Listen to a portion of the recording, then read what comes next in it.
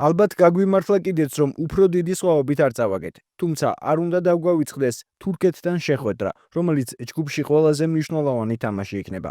დღეს დადებით მხარეებზე საუბარი რთულია. ფეხბურთელებს დაველაპარაკები. მათგან უფრო მეტი აგრესიით თამაშს ველოდები. ზოგადად პოზიტიური ადამიანი ვარ და ვფიქრობ, ბევრი რამ შეიძლება შეიცვალოს სამ დღეში.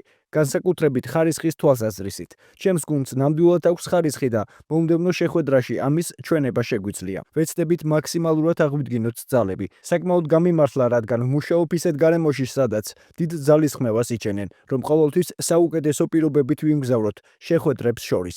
ასე იქნება თურქეთშიც და ამისთვის მადლიერი ვარ. ვფიქრობ, ეს ძალისხმევა დადებითად აისახება მომდევნო შეხვედრაზე. ესპანეთი სხვა პლანეტიდანაა. ჩვენ შეგვიძლია ყველაფერი გავიღოთ, მაგრამ უშანსო ხარ. როცა ესპანეთი ასეთ დონეზე თამაშობს. უნდა ვაღიაროთ, რომ ისინი სრულიად განსხვავებულ, ძალიან მაღალი დონის ფეხბურთს აჩვენებენ. რასაც ესპანეთის ნაკრებისგან მოედანზე ვხედავთ, ეს მხოლოდ იმ ყველაფრის შედეგია, რაც ფედერაციამ და ზოგადად ესპანურმა ფეხბურთმა ბოლო 25 წლის განმავლობაში გააკეთა. გახსოვთ, ესპანეთი 80-იან ან 90-იან წლებში ეს იყო გუნდი, რომელიც კარგად თამაშობდა, მაგრამ ძალიან სისწრაფე აკლდა. მათ ეს გააცნობიერეს და დაიწყეს ასეთი ტიპის ფეხბურთელების აღზრდა, ძალიან ჭკვიანი ფეხბურთელების.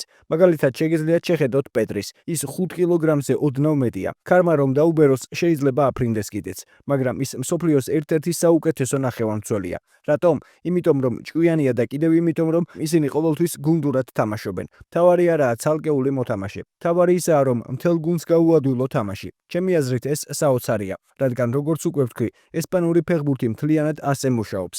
სწორედ ამიტომ მყავთ ამდენი კარგი ფეხბურთელი. დღეს 6 ან 7 ფეხბურთელი აკლდათ, მაგრამ ხომ ნახეთ, განსხვავება არ იყო, მაინც საოცრად ითამაშეს. თუ მოგეწონა ეს ვიდეო, დაალაიქე და გამოიწერე არხი, რომ არ გამოგჩეს შემდგომი საინტერესო სიახლეები.